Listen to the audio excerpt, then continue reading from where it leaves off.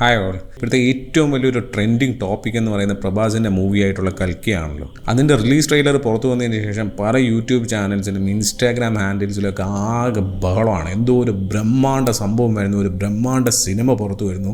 ചില യൂട്യൂബേഴ്സ് ആണെങ്കിൽ ഈ സിനിമ ഇന്ത്യയിൽ നിന്നുള്ള സ്റ്റാർ വാഴ്സ് ആണെന്ന് വരെ പറഞ്ഞു കളഞ്ഞു. സ്റ്റാർ വാഴ്സ് എന്ന് പറയുന്നത് ഒരു എപ്പിക് സാഗയാണ്. അത് കോണ്ടന്റ് വൈസ് ആണെങ്കിലും അതിൻ്റെ കോൺസെപ്റ്റ് വൈസ് ആണെങ്കിലും പ്രൊഡക്ഷൻ വൈസ് ആണെങ്കിലും ഇന്ത്യൻ മൂവി ഇൻഡസ്ട്രിയിൽ നിന്ന് അതേപോലെ ഒരു സിനിമ വരിക എന്ന് പറയുന്നത് ഇനി പതിറ്റാണ്ടുകൾക്കും അപ്പുറമായിരിക്കും. ഞാൻ ഇന്ത്യൻ സിനിമ ഇൻഡസ്ട്രി അതിൻ്റെ ടാലൻസിനെ ഒട്ടും കുറച്ച് കാണുകയല്ല. ബട്ട് ഇന്ത്യയിൽ അതേപോലത്തെ ഒരു കോൺസെപ്റ്റ് വന്നാൽ എത്ര പ്രൊഡ്യൂസേഴ്സ് അതിനെ ജെനുവിനായിട്ട് ആ ഒരു കോൺസെപ്റ്റ് ഡെവലപ്പ് ചെയ്ത് ഒരു സിനിമയായി കാണണം എന്ന് ആഗ്രഹിക്കുമെന്ന് എനിക്കറിയില്ല. അഥവാ ആഗ്രഹിച്ചാൽ തന്നെ ഏതെങ്കിലും ഒരു മെഗാ സൂപ്പർ സ്റ്റാറിനെ എടുത്തു വെച്ചിട്ട് അയാളെ ചുറ്റിപ്പറ്റി ആ സിനിമയുടെ കോൺസെപ്റ്റിനെ ഫുൾ ഡെവലപ്പ് ചെയ്തുകൊണ്ടിരിക്കും.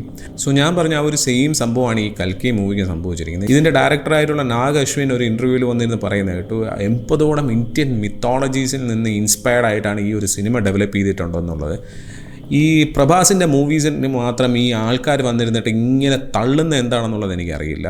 ഈ സിനിമയുടെ ട്രെയിലർ ഞാൻ വളരെ റീസെൻ്റ്ലി ആണ് കണ്ടത്. ഒറ്റ തവണ ആ ഒരു സിനിമയുടെ ട്രെയിലർ കണ്ടപ്പോൾ തന്നെ ഞാനൊരു 5-6 വർഷം മുന്നേ കണ്ടിട്ടുള്ള 2017 റിലീസായ ബ്ലേഡ് റണ്ണർ 2049 എന്ന് പറയുന്ന സിനിമയുടെ കോൺസെപ്റ്റിൻ്റെ എക്സാക്റ്റ് ഒരു കോപ്പിയാണെന്ന് അത് ഒറ്റ തവണ ആ ഒരു ട്രെയിലർ കണ്ടപ്പോൾ തന്നെ എനിക്ക് മനസ്സിലായി. ചിലർക്കെങ്കിലും തോന്നി ഞാൻ ഒരു സിനിമയെ ഡീഗ്രേഡ് ചെയ്യാനാണ് ഇത് പറയുന്നതെന്നുള്ളത്. ബട്ട് ആ ഒരു ട്രെയിലർ കാണിച്ചിട്ടുള്ള സീൻസ് വെച്ചിട്ടും ഇതിൻ്റെ ഈ ഒരു സിനിമയുടെ അത് വെച്ച് കണ്ടിട്ട് മനസ്സിലായിട്ടുള്ള ഒരു കോൺസെപ്റ്റ് വെച്ചിട്ടും ബ്ലേഡ് റണ്ണർ 2049 എന്ന് പറയുന്ന സിനിമയുടെ ഒരു സ്റ്റോറി വെച്ചിട്ടും എന്താണ് ഈ രണ്ടും തമ്മിലുള്ള ആ ഒരു വളരെ വിസിബിളായിട്ടുള്ള സിമിലാരിറ്റീസ് എന്നുള്ളത് ഞാൻ പറയാം.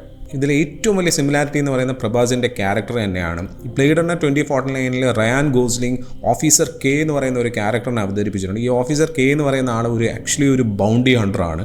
ഒരു റോബോട്ടിക് യൂണിവേഴ്സിൽ നിന്ന് എസ്കേപ്പായി പോകുന്ന ഫ്രിഞ്ച് എലമെൻസ് ആയിട്ടുള്ള റോബോട്ട്സിനെ പിടിച്ച് തിരിച്ചേൽപ്പിക്കുന്ന ജോലിയാണ് ഈ ഓഫീസർ കെ എന്ന് പറയുന്ന റയാൻ ഗോസ്ലിംഗിൻ്റെ ക്യാരക്ടറിനുള്ളത്. സെയിം ടൈപ്പ് ഓഫ് ഒരു ബൗണ്ടി ഹണ്ടർ റോൾ തന്നെയാണ് ഇതിൽ പ്രഭാസിനെ കൽക്കിയിലുള്ളതായിട്ടും ആ ഒരു ട്രെയിലറിൽ കാണിക്കുന്നത്. ഇതിൽ രണ്ടാമത്തെ ഒരു സിമിലാരിറ്റി എന്ന് പറയുന്നത് ദീപിക പദുക്കോണിൻ്റെ ഒരു ക്യാരക്ടറാണ്. ആ ഒരു പർട്ടിക്കുലർ ക്യാരക്ടർ നമുക്ക് മനസ്സിലാവണമെന്നുണ്ടെങ്കിൽ ഈ ബ്ലേഡ് റണ്ണർ 2049 ഒരു പ്രീക്വലുണ്ട്. അത് 1986 റിഡ്ലി സ്കോട്ട് ഡയറക്റ്റ് ചെയ്തിട്ടുള്ള ബ്ലേഡ് റണ്ണർ എന്ന് പറയുന്ന ആ ഒരു ഒറിജിനൽ മൂവിയാണ്. ആ സിനിമയിൽ റീച്ചൽ എന്ന് പറയുന്ന ഒരു ക്യാരക്ടറുണ്ട്. അതൊരു റോബോട്ട് തന്നെയാണ്. ടൈറൽ കോർപ്പറേഷൻ എന്ന് പറയുന്ന ഒരു ഇൻഡസ്ട്രി ക്രിയേറ്റ് ചെയ്ത ഒരു റോബോട്ടാണ്. ആ ഒരു റോബോട്ടിൻ്റെ പ്രത്യേകത എന്ന് പറഞ്ഞാൽ അതിനെ പ്രോക്രിയേറ്റ് ചെയ്യാൻ പറ്റും. പ്രോക്രിയേഷൻ എന്ന് പറഞ്ഞു കഴിഞ്ഞാൽ അതിന് മറ്റൊരു കുഞ്ഞിന് ജന്മം നൽകാൻ പറ്റും ആ ഒരു റോബോട്ടിന്. സോ അതൊരു യുണീക്ക് റീച്ചലിന് മാത്രമുള്ള ഒരു യുണീക്ക് കേപ്പബിലിറ്റിയാണ്. സോ ഈ ബ്ലേഡ് റണ്ണർ 2049 എന്ന് പറയുന്ന സിനിമയിൽ റീച്ചൽ പ്രഗ്നൻ്റ് ആണെന്ന് പറയുന്നുണ്ട്. സോ അതേപോലെ ഒരു ക്യാരക്ടറായിട്ടാണ് എനിക്ക് ദീപിക പദുക്കോണിൻ്റെ ക്യാരക്ടർ തോന്നിയിട്ടുള്ളത്. ഇനി പറയാനുള്ള കഥാപാത്രം എന്ന് പറയുന്നത് അമിതാഭ് ബച്ചൻ്റെ ക്യാരക്ടറാണ്. അതിൽ അശ്വത്ഥമ്മ എന്ന് പറയുന്ന ഒരു ക്യാരക്ടറാണ് അമിതാഭ് ബച്ചൻ ചെയ്യുന്നത്.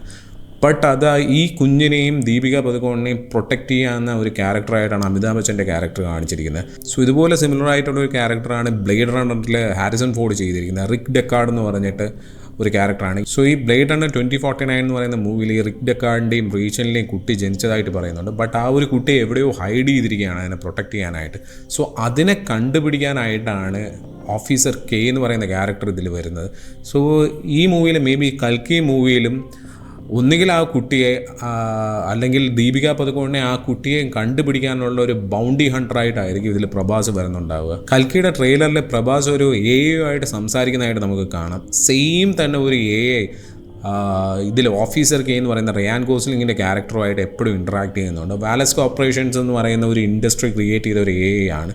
സോ അതിനും ഒരു ഫീമെയിൽ ക്യാരക്ടർ, ഒരു എപ്പോഴും റയാൻ ഗോസ്ലിംഗിൻ്റെ കൂടെ നടക്കുന്ന ഒരു ഫീമെയിൽ ക്യാരക്ടറായിട്ടാണ് ആ ഒരു കാണിച്ചിരിക്കുന്നത്. ഇനി എല്ലാവരും വളരെ എക്സ്പെക്ട് ചെയ്തിരിക്കുന്ന ഒരു ക്യാരക്ടർ എന്ന് പറയുന്നത് കമൽഹാസൻ്റെ ആണ്. കമൽഹാസൻ്റെ ഒരു വില്ലൻ ക്യാരക്ടർ ആയിരിക്കും എന്നാണ് റൂം. സിമിലർ ആയിട്ട് തന്നെ ഒരു ക്യാരക്ടർ ഈ ബ്ലേഡ് റണ്ണർ 2049 ഉണ്ട്. ആ ഒരു ക്യാരക്ടർ ചെയ്തിരിക്കുന്ന യാർഡ് ലെറ്റോ ആണ്.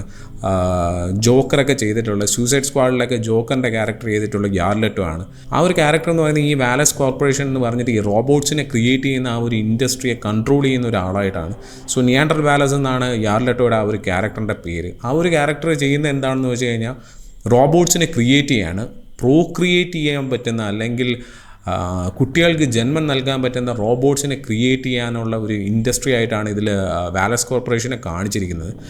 ബട്ട് ആ ഒരു ടെക്നോളജി റോബോട്ട്സിനെ കൊണ്ട് പ്രോക്രിയേറ്റ് ചെയ്യാനുള്ള ആ ഒരു ടെക്നോളജി ഇതുവരെ നിയാൻഡർ വാലസ് എന്ന് പറയുന്ന യാർഡ് ലെറ്റോയുടെ ആ ഒരു ക്യാരക്ടറിനെ ക്രാക്ക് ചെയ്യാൻ പറ്റിയിട്ടില്ല. സോ അതിനെ ക്രാക്ക് ചെയ്യണമെന്നുണ്ടെങ്കിൽ ഈ ഒറിജിനലായിട്ട് ഒരു തവണയെങ്കിലും ജനിച്ചിട്ടുള്ള ആ ഒരു റീജിയനിലെ കുട്ടിയെ കിട്ടണം. സോ അങ്ങനെ എക്സ്പെരിമെൻറ്റ് ചെയ്താൽ മാത്രമേ എങ്ങനെയാണ് റോബോട്ട്സിനെ കൊണ്ട് പ്രോക്രിയേറ്റ് ചെയ്യാൻ പറ്റൂ എന്നുള്ളത് ഈ വാലസിന് കണ്ടുപിടിക്കാൻ പറ്റുള്ളൂ. സോ അതിന് വേണ്ടിയിട്ടാണ് ഈ ഒരു കുട്ടിയെ കണ്ടെത്താനായിട്ട് ഓഫീസർ കെയ്ക്ക് ബൗണ്ടി കൊടുത്തിരിക്കുന്നത്. അതേപോലെ തന്നെ ഇതിലൊരു വലിയ ഒരു കോർപ്പറേഷനും ഒരു ഇൻഡസ്ട്രിയും അതിനൊരു ഹെഡിനെയൊക്കെ കാണിക്കുന്നുണ്ട് കൽക്കി സിനിമയിൽ. സോ ആ ഒരു കോർപ്പറേഷൻ ആയിരിക്കും മേ ബി പ്രഭാസിന് ദീപിക പദുക്കോണിനെയും അല്ലെങ്കിൽ ആ ഒരു കുട്ടിയെയും കണ്ടുപിടിക്കാനായിട്ടുള്ള ഒരു ബൗണ്ടി കൊടുക്കുന്നത്. അതിന് വേണ്ടിയിട്ടായിരിക്കും പ്രഭാസ് ശ്രമിക്കുന്നത്. സിമിലർ തന്നെയാണ് ഇതിൽ റയാൻ ഗോസ്ലിംഗ് ശ്രമിക്കുന്നത്. പിന്നെ ബ്ലേഡ് റണ്ണറിൽ റയാൻ ഗോസ്ലിംഗ് ആക്ച്വലി ആ ഒരു കുട്ടിയെയും ഹാരിസൺ ഫോർഡിനെയൊക്കെ ഹെൽപ്പ് ചെയ്യാനാണ് ശ്രമിക്കുന്നത്. ആ ഒരു കുട്ടിയെ കണ്ടെത്താനായിട്ട് ഹാരിസൺ ഫോർഡിനെ ഹെൽപ്പ് ചെയ്യാനാണ് ശ്രമിക്കുന്നത്, ആ ഒരു കുട്ടിയെ പ്രൊട്ടക്റ്റ് ചെയ്യാൻ വേണ്ടിയിട്ട്. സോ ഇതിലും പ്രഭാസ് മേ ബി ഫസ്റ്റ് വരുന്നത് ദീപിക പദുക്കോണിനെ കണ്ടുപിടിക്കാനും ആ ഒരു കോർപ്പറേഷന് കൈമാറാനും ആയിരിക്കും. ബട്ട് ഇതിൻ്റെ എന്തെങ്കിലും ട്രൂത്ത് അറിഞ്ഞതിന് ശേഷം അമിതാഭ് ബച്ചൻ്റെ കൂടെ ചേർന്നിട്ട് അവരെ പ്രൊട്ടക്റ്റ് ചെയ്യാനായിരിക്കും പിന്നെ പ്രഭാസ് ശ്രമിക്കുന്നുണ്ടാവുക. സോ ബേസിക്കലി ഞാൻ പറഞ്ഞു തന്നതെന്ന് വെച്ച് കഴിഞ്ഞാൽ ഈ രണ്ട് സിനിമയുടെയും സ്റ്റോറിയും അതിൻ്റെ കോൺസെപ്റ്റും വളരെ സിമിലറാണ്. ഈവൻ നിങ്ങൾ അതിൻ്റെ പോസ്റ്റേഴ്സ് ശ്രദ്ധിച്ചാൽ തന്നെ നിങ്ങൾക്ക് അറിയാൻ പറ്റും. ഒരു ഡിസ്റ്റോപ്പിയൻ ഫിക്ഷനാണ്, ഒരു പോസ്റ്റ് അപ്പോകലിപ്റ്റിക് വേൾഡാണ് കാണിച്ചിരിക്കുന്നത്. സോ ബേസിക്കലി ഇതിൻ്റെ ഡയറക്ടർ അല്ലെങ്കിൽ നാഗ് അശ്വിനി ഇതിൻ്റെ റൈറ്ററിന് ചെയ്തിരിക്കുന്നത് എന്താണെന്ന് വെച്ച് കഴിഞ്ഞാൽ അവർ ഈ ബ്ലേഡ് റണ്ണറിൻ്റെ ആ കോൺസെപ്റ്റ് അങ്ങനെ എടുത്തിട്ട് അതിൽ ഇന്ത്യൻ മിത്തോളജിക്കൽ ക്യാരക്ടേഴ്സിന് ഇൻസേർട്ട് ചെയ്തിരിക്കുകയാണ്. എന്നിട്ടൊരു 80ഓളം ഇന്ത്യൻ മിത്തോളജീസിൽ നിന്ന് ഇൻസ്പയർ ചെയ്തിട്ട് ക്രിയേറ്റ് ചെയ്തിട്ടുള്ള ഒരു കൺകോഷനായിട്ടാണ് ഇതിനെ പറഞ്ഞിരിക്കുന്നത്. ബട്ട് എനിക്ക് യാതൊരു രീതിയിലും ഒരു പ്രതീക്ഷയില്ല. ഇത് തന്നെയാണ് പ്രഭാസിൻ്റെ മുന്നത്തെ സിനിമയായിട്ടുള്ള ആദിപുരുഷനെ കുറിച്ച് കൂടെ പറഞ്ഞുകൊണ്ടിരുന്നത്. പ്രഭാസിൻ്റെ ഈ ബാഹുബലി എന്ന് പറയുന്ന ആ ഒരു സിനിമ ഒഴിച്ചു കഴിഞ്ഞാൽ പ്രഭാസിന് എന്ത് പ്രത്യേകതയാണ്, അതിനുശേഷം പ്രഭാസ് ചെയ്തിട്ടുള്ള ഏത് സിനിമയാണ് ഒരു മിനിമം നിലവാരമെങ്കിലും ഉള്ളതെന്നുള്ളത് എനിക്കറിയില്ല. സാഹോയെക്കുറിച്ച് നിങ്ങൾക്കറിയാം, അതിനുശേഷം റിലീസായിട്ടുള്ള രാധേശ്യാമിനെ കുറിച്ച് നിങ്ങൾക്കറിയാം. ഈവൻ ആദിപുരുഷന് എന്ത് സംഭവിച്ചു എന്നുള്ളത് നമുക്ക് നന്നായിട്ടറിയാം. ഹനുമാന് വേണ്ടി കസേരയിട്ട് കാത്തിരുന്നവർക്കൊക്കെ എന്താണ് സംഭവിച്ചതെന്നുള്ളത് നമുക്ക് നന്നായിട്ടറിയാം. അതുപോലെ തന്നെയാണ് സലാറിനെ കുറിച്ച് പറഞ്ഞു കഴിഞ്ഞാൽ ഇതിൽ ആകെ ഇച്ചിരി പച്ച കണ്ടിട്ടുള്ളൊരു സിനിമ എന്ന് പറയുന്നത് സലാറാണ്.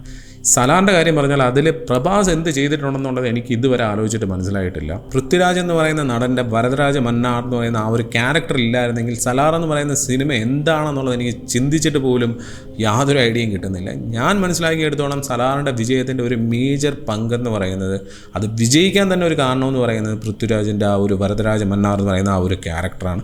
അതുപോലെ ഈ സലാർ എന്ന് പറയുന്നത് എന്നെ സംബന്ധിച്ചിടത്തോളം ഒരു ഗുഡ് ഫോർ നത്തിങ് മൂവി ആയിട്ടാണ് എനിക്ക് പേഴ്സണലി ഫീൽ ചെയ്തിട്ടുള്ളത്.